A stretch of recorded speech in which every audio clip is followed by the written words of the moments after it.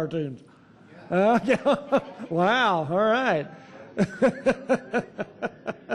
How many of you aren't old enough to remember those cartoons? Yeah. They just don't make cartoons like they used to, do they? I'm telling you, that's what I think, but I don't know. Yeah, maybe I'm an old, anyway. I'll leave it at that. Let me just welcome you to week number 2 of our series called Parenting Ain't for Sissies. So it ain't, is it? Parenting ain't for sissies. It's a tough job, but somebody's got to do it, you know. Some of us are kind of thrust into it, I suppose. But, you know, what we're talking about in this series is responsibilities and the privilege that is involved with raising our children in a way that would be pleasing to God in that sense.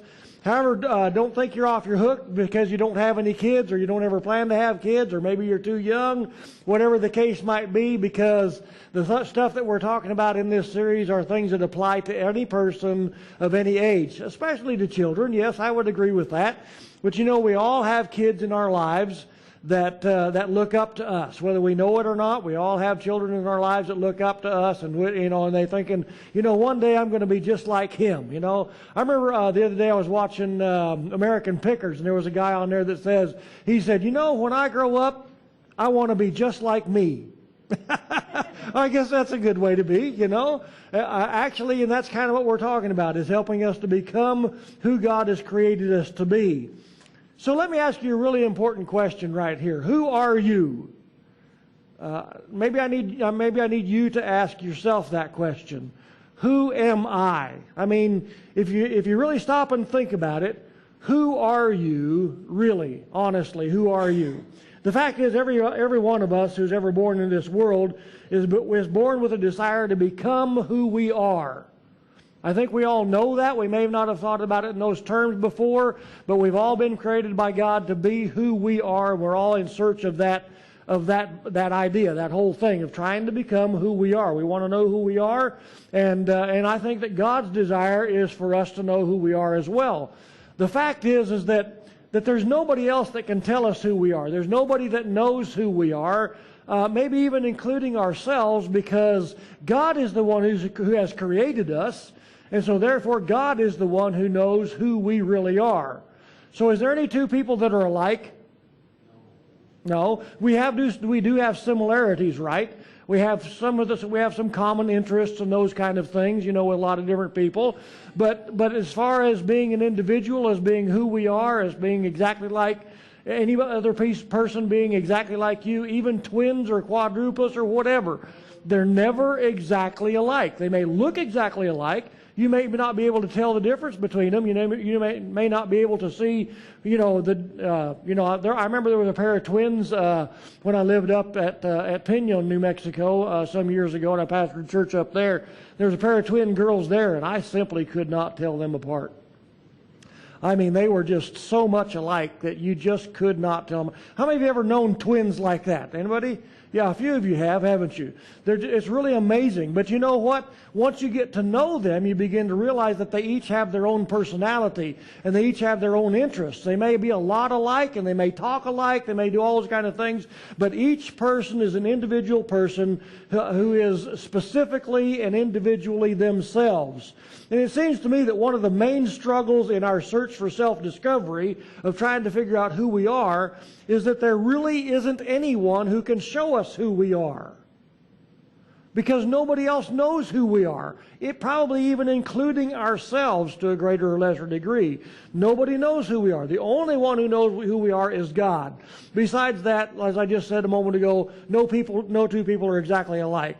So even though, from a more down-to-earth perspective or a job-type perspective, even though mental disability or physical impairment may kind of narrow the field of options that are available to us as far as either what we do for a living or maybe what we're interested in or all those different kind of things, being normal really doesn't help all that much, does it?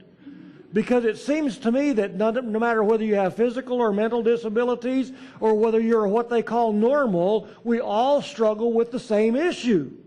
We all struggle with, who am I? Who has God created me to be? What am I supposed to do?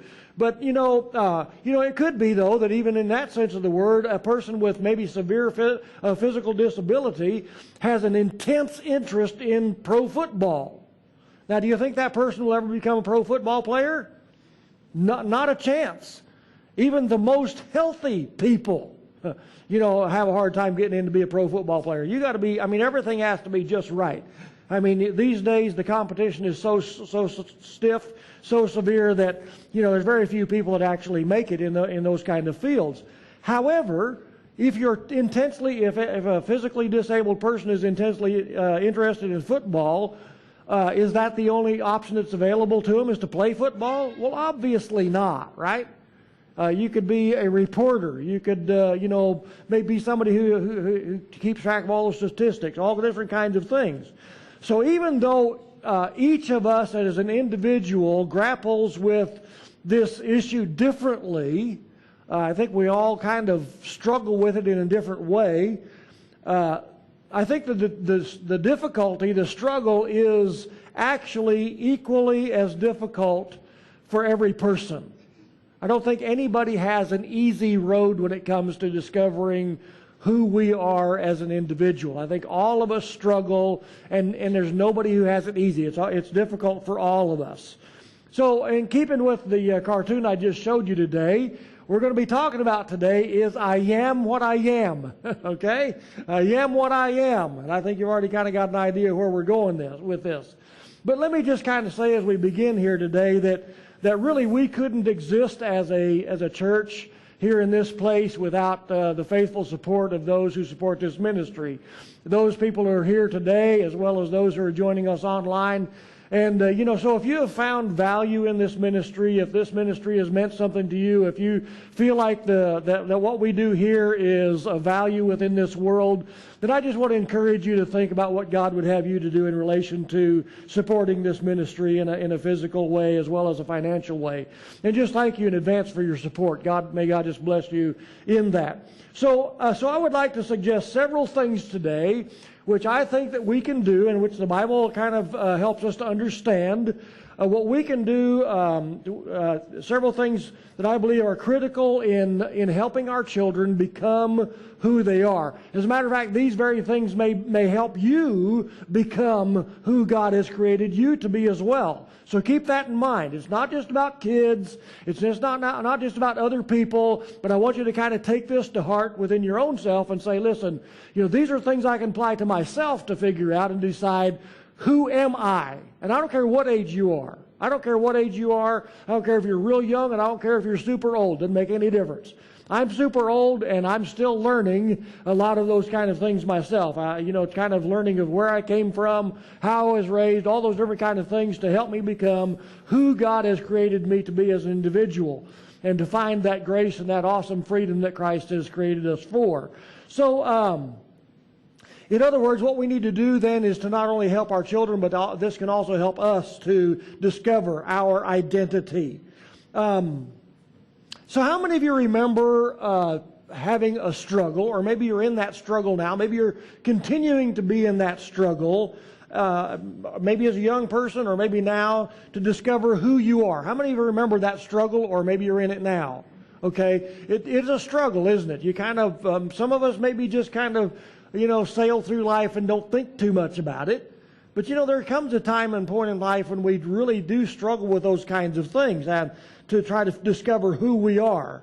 To kind of, we often hear that in relation to teenagers, that they've gone to find themselves, I think I may have even said that when I was a kid, just take off and go, I'm going to go find myself, Some people do it in a more severe way than others do. Some people just, leave home and, go hitchhike for a couple of years or whatever. When I was a kid, and teachers would ask me, or adults would ask me, either in the church or in school, or other adults in the community would ask me, what I wanted to be when I grew up, I never really had an answer for them. I know they'd ask me different things like, you want to be a fireman? No. A policeman? No. Whatever. All those different kind of things. And I never really had an answer for them because what I really wanted to be was something that I thought was an impossibility in our world today. Maybe you're in the same boat. There's a lot of things that we know that God has created us to be, and yet we don't see that venue to carry that out. You know what I'm talking about? I think you probably do. A lot of us have things within our mind. I knew from the time I was really, really little. I'll just go ahead and finish that. From the time I was too little to know better, I knew that I wanted to be a mountain man. You know, I wanted to go out and I wanted to live in the mountains, and to live off the land, all those different kind of things. Well, God gave me that opportunity. I didn't think it was a possibility, and so when people would ask me, "What do you want to be?" and they'd go through the list, mountain man was never on the list.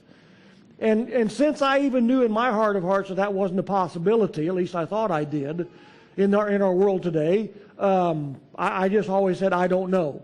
I always said, "I don't know. I don't know." Well, I knew. I just didn't want to voice it because I knew they'd laugh at me. You know, somebody'd think I was stupid or silly or whatever the case might be. Well, God gave me that opportunity, and I did get to carry out that dream within my life, and for a number of years. So sometimes we go through difficult, traumatic times in our lives, periods of times in our growing up years, and it seems like the most traumatic times in our childhood or in our growing up years, or maybe even as adult, are those times that we spend trying to discover who we are. Those can be some real traumatic times in our lives. As a matter of fact, the question that most of us have probably asked ourselves at some point in time in our lives, maybe even now, is how do you do that, right?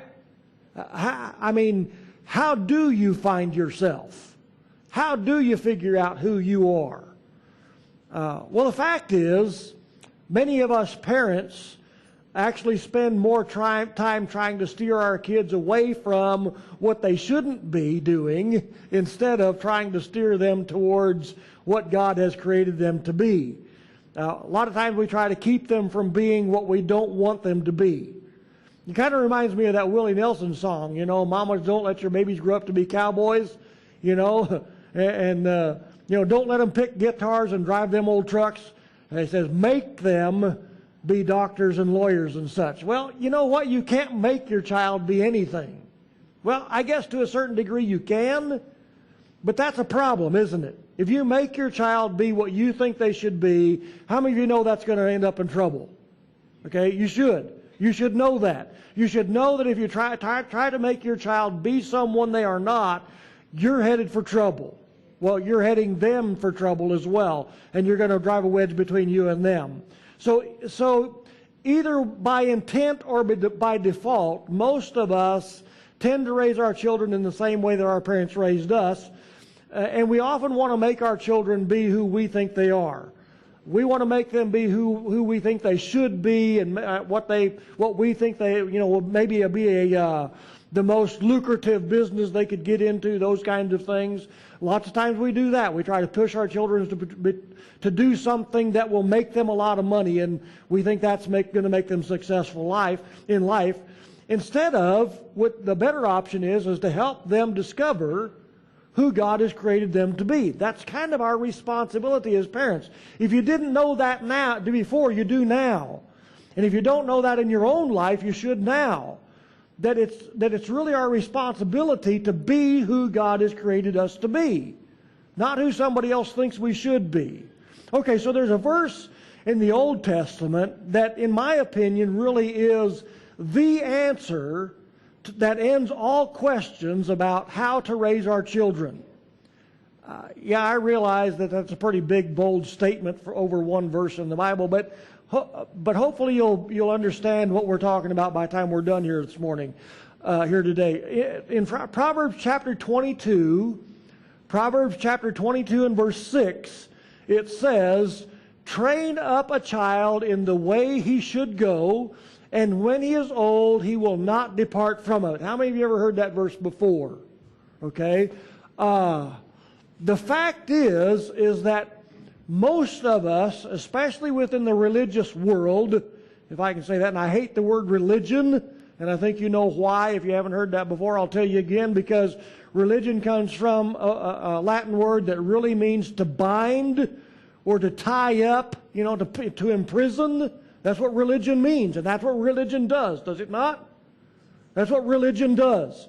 Religion ties you into, you must be this way, you must do that, you can't do this, you have to do that, all those different kind of things. That's why I hate the word religion. Okay, so our religious world, and I'm going to use that term because that's probably the most proper term at this point in time, our religious world often thinks that they know what this verse means. And we've probably been sat through a sermon or heard somebody talk about it at some point in time in our lives that said that's what this verse means. And most of us think or have been taught that this verse, like so many other verses in the Bible, they've been so misunderstood and misinterpreted that they kind of take on a life of their own. This is one of those verses that it's kind of taken on a life of its own because everybody reads it and they think, well, I already know what that means. I know what that's talking about, you know. We like to think that we already know what that verse means without really looking at it for what it says. So, as I said a moment ago, some parents already think they know what their children should be or which direction their children should go in life.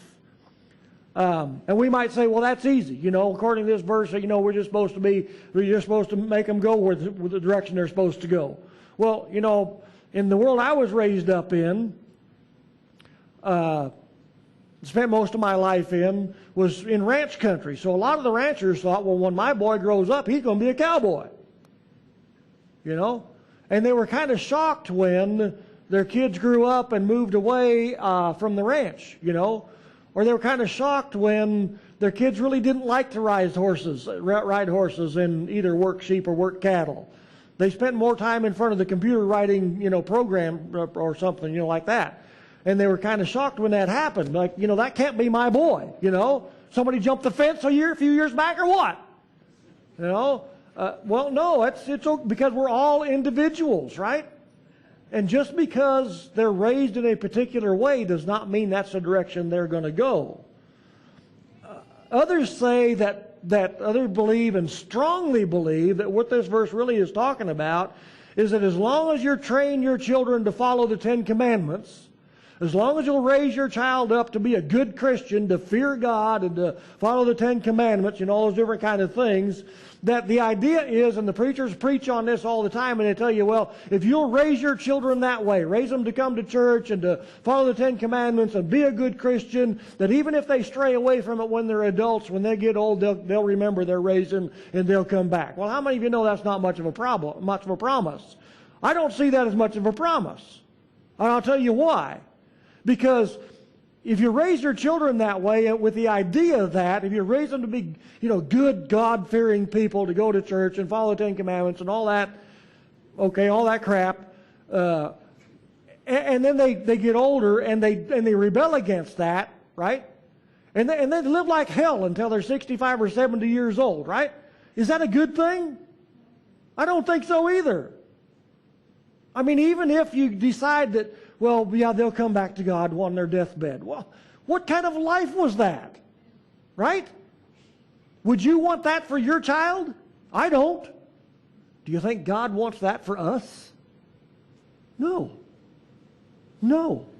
So if that's the idea, if that's what God's trying to, that's not much of a promise, in my opinion.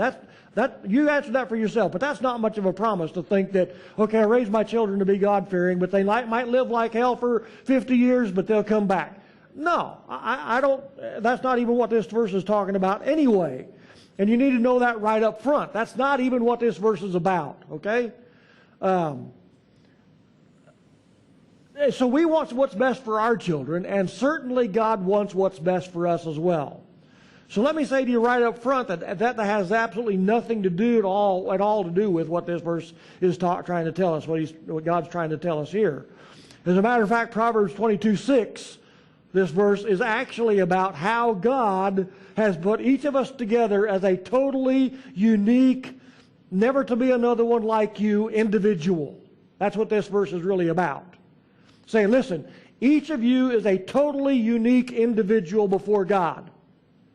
No two people are alike, and you don't even know who God has created you to be at some point in time in your life, and for sure your parents don't.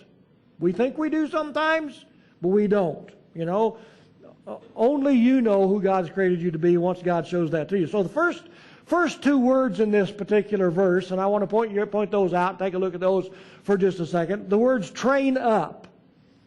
Those words come from a Hebrew word that has to do with narrowing down the options. It has to do with simply narrowing down the options. When a child is first born, you know as well as I do that our minds run wild with possibilities, right? A brand new baby and you go, man, he's got the whole world in front of him or her, right? They can be anything or anyone they want to be. We say that, and yet as they get a little older, we think we know who they should be and what they should be, and I don't think we know what that is. But at least we're thinking along the right lines. Yeah, they could be a fireman, they could be a policeman, they could be a congresswoman, who knows? They might become the president of the United States one day. And of course, as young parents with new babies, we think my kid is going to become president of the United States one day, or do something really important like that. Well, or maybe the first person to set foot on Mars. I don't know, it could happen. But that as the child gets older, as we see our kids begin to grow up, the options definitely begin to narrow a little bit, don't they? I mean, I think that even we see that. We see that in our own lives, and we see that in the lives of our children as well. Because, maybe they become, so busy riding horses that they don't even know how to start a computer, turn a computer on. Well, okay, well, that's cool. Well, maybe he's not going to be a computer analyst then, right? Well, we don't know that either. Because options change, don't they? As we grow older, we do different things, we learn different stuff, we find out there's different stuff out there, and sometimes we find our niche in life and we say, wow, this is cool. This is really cool, So the next word is the word that I want to bring up to your attention is the word way. And really, way is a really good word, a really important word. Train up a child in the way he should go, and when he is old, he's not depart from it. And that probably is where most of us have the greatest difficulty, because we think that the religious world teaches us, and we often think that what God is talking about here in the way that he should go is, training to be a Christian, right? Well, that's a part of it, yes. That probably is a big, and we're going to talk about that in the next week or two. But let's kind of skip that for a minute, because the Hebrew word there for way is the word derek, D-E-R-E-K. It doesn't mean anything to me either, I know. But what it really means is the way I am. Not the way your parents think you are or other people think you should be. But it literally means the way I am, or more specifically, the way God has created me to be. Okay? Now that gives it a whole different color, doesn't it? That shades that whole verse a different way. We think that it's talking about, you just train a child to be a good Christian and follow the Ten Commandments, all that good stuff, and then when they're old, they'll continue to do that. No, it's talking about specifically, this word means the way I am, or the way God has created me to be. Really doesn't have to do with the salvation issue at all, in that sense of the word. Not the way in the religious sense, where we might be told to follow the Ten Commandments, but the way in the sense of the way God has created me to be, or God created as you to be. Now, listen how this same word is used in Proverbs chapter 30 and verse 19. Very same word. There are three things which are too wonderful for me, four which I do not understand. Again, I'm going to tell you that this is a literary device by which the fourth thing is really the first thing, or the most important, okay? All right. So there are four things, and he's really saying the last one I'm going to mention is the most important, the one that really, really is just unbelievable to me. The way of an eagle in the sky. Well, I'm even watched an eagle fly in the sky. Pretty cool, huh? Pretty awesome. Lay on your back in the grass and watch the buzzards out here. The way they catch the wind currents. They don't flap their wings but maybe once every hour. You go, wow, how is that? Well, same as those sailplanes do, you know. They just catch the wind currents and they circle and I watched them. They'll circle and circle and all of a sudden they literally disappear. They're gone. So high in the sky. It's going, wow, that's amazing. Or he says, the way of a serpent on a rock. Well, that too, huh? Pretty crazy how a snake can crawl around and you go, how do you do that, you know? Well, if you ever got really close to one, you can see their muscles contract and stretch on their bellies, and the scales catch. And even if they don't do this, they still can move. Pretty amazing. The way of a ship in the middle of the sea, and the way of a man with a maid. Okay, us guys would understand that very well. Now, that women are something that us guys will never understand. But you know what? As I've told you before, God created women for the purpose of helping us guys to see the beauty of God in a way that we would never be able to understand it any other way. You know? Beautiful women. Wow, yeah. Melt a man's heart, for sure. Melt a man's heart. So the writer of Proverbs says that really is wow. Okay, that's the way that this word way is used in Proverbs 22:6. Train up a child in the way he should go. It's one of those things that you can't understand. It's one of those things that you look at and you wonder about, but you can't really put your finger on it. Same thing with our children. You look at them and look at their lives and you go, wow, man, he can do some amazing things. I don't understand how he does that. Because that's the way that God has created him or her to be. So what I'm saying is that we as parents need to make every effort to help our children discover who God has created them to be.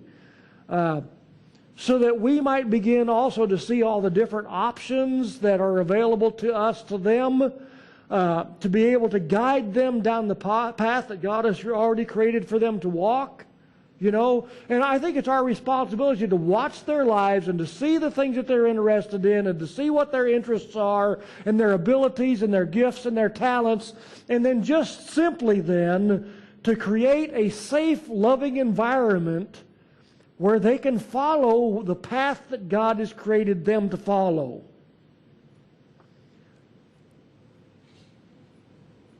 The way that they should go is something that we probably never will. I don't think we ever will understand it.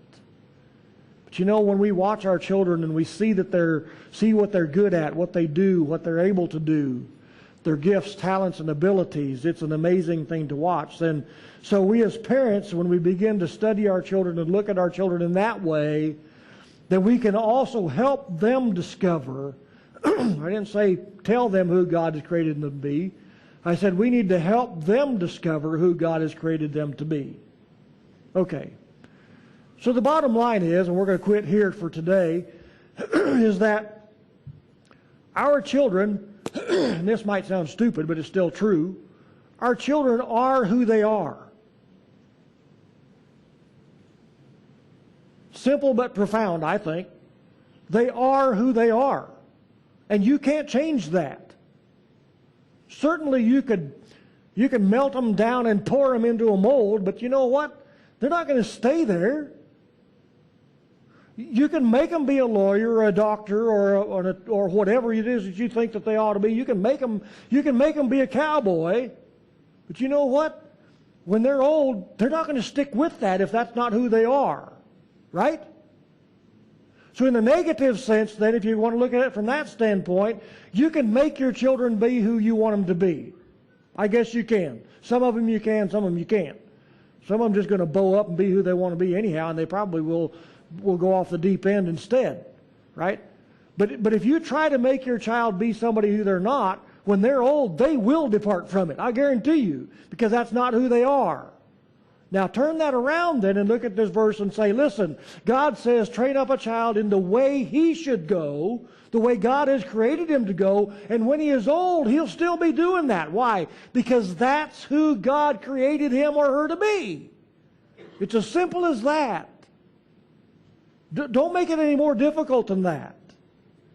So instead of fighting it, instead of fighting who your child is, let me just simply encourage you to partner with God.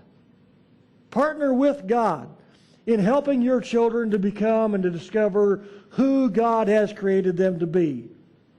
You can help your children discover who God has created them to be. And I think that's one of the most important things and the most awesome things that we can do as parents is to help our children discover who God has created them to be. Create that safe, loving environment that no matter what it is that they have decided that's what they're to do, support them in that, give them the resources they need, all those different kind of things. And when they're old, they won't depart from it. They won't depart from it because that's who they are. So I'm going to tell you that we as parents, we need to stand up and be warriors in God's kingdom and for our children. Warriors and warrior princesses, because that's who God has created us to be as well. To be warriors in our world for our children, to fight the battles for them, to help them to discover who God has created them to be. And I think that's exactly what God does for us. He is that warrior who fights in our defense, who fights for us to help us to find out who God has created us to be. Because when we do that, man, I'll tell you what, life is good. Life is good, and that's the only time it's good. The Lord is a warrior. The Lord is his name. Exodus 15:3. Lord bless you all.